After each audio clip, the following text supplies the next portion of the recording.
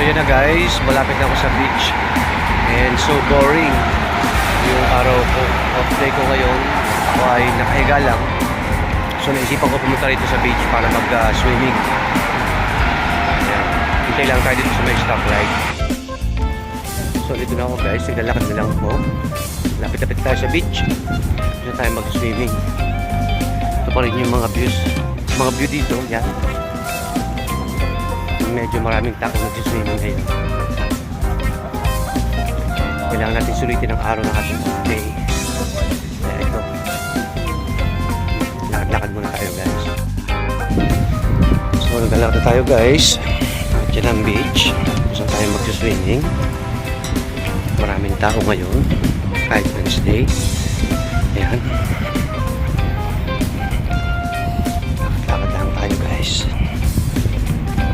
Tayo pupwesto sa malapit sa banyo para hindi malayo ang lakarin natin mamaya pagkatapos sa swimming pag magsha-shower na tayo. Ito lang. So parang nakaka-relax dito guys. Ang sun kulay puti, parang Boracay. Napakapino niya, hindi masakit sa paa ang tapakan.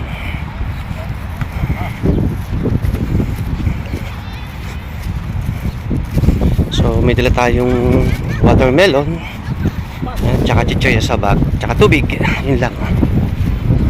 Para pag nagutom tayo, marami tayo makakutib. So yan, malapit-lapit na tayo guys. Yan ang washroom.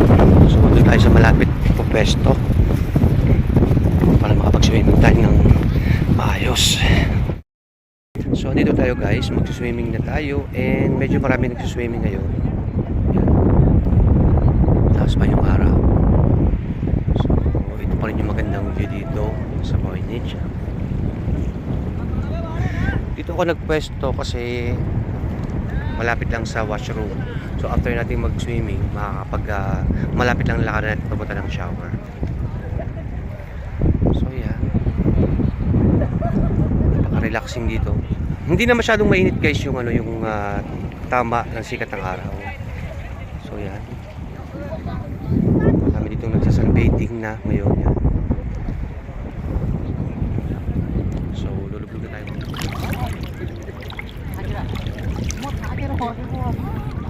High tide ngayon guys at nandito pa lang tayo sa malapit pero malalim na siya. Maligamgam pa yung tubig. Sobrang dami na nagsaswimming ngayon guys. Ayun o, tingnan yung boat. Ayan.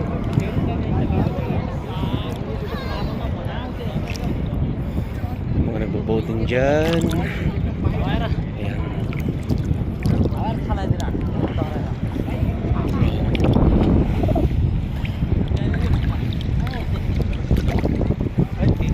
Dito pa lang ako sa malapit guys pero malalim na. Hanggang leeg ko na. Hindi tayo pwedeng pumunta sa malalim kasi madali akong makaramdam ng pulikat o pulikating kung tawagin.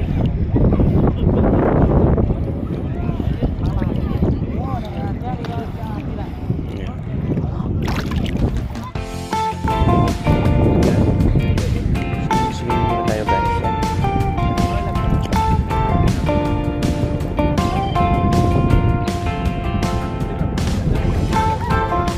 Medyo malalim na hanggang liit ko na. Malapit pa tayo sa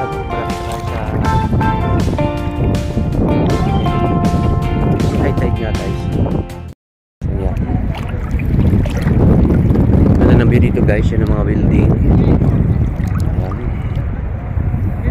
May mga nagsasunbathing dyan. Maraming nagsasunbathing dito guys. Ayan. Parang tourist spot na rin ito kasi libre dito guys, public, wala kang babayaran. Swimming ka lang. Nga lang, wala kang cottage. Yan, nandun lang ang bag ko. May mga cottage naman dyan, may mga umbrella na yan, may bayad dyan. Hindi ko na kailangan siguro hindi ko na kailangan ng cottage. Diyan pa lang sa ilagay ko lang doon ang bag ko, okay na. Swimming lang naman tayo. Tapos maya uwi na ulit. So ito, na-enjoy ko rin yung off ko. Nakapag-swimming tayo. Nung ko pa itong plano mag-swimming, kaso nga lang talagang walang time. Tsaka tinatamad ako. Nasa bahay na tinatamad na ako lumabas. So ngayon ko lang naisipan mag-swimming. Kaya ito, nakaka-relax yung hampas ng alon. Ayan, makikita nyo yan. Namaalon siya. Kasi nga high tide. Swimming muna tayo guys. So, dami pa rin. Daming nagsuswimming hanggang doon. Tapos dito sa palibot, doon sa may banda doon, marami din nagsuswimming guys. Ayan. So, ahon muna uli ako para iwan ko yung cellphone ko sa bag para makapag-swimming ko na maayos.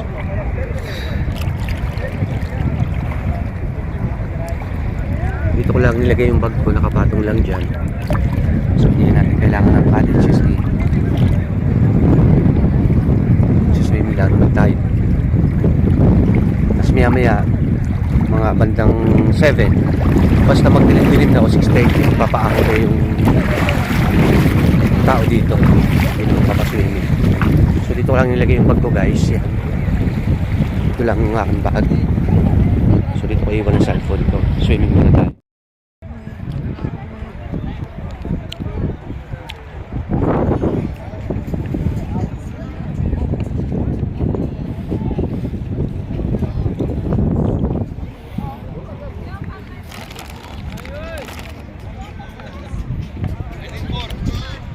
So yun guys, nakapag-swimming na tayo.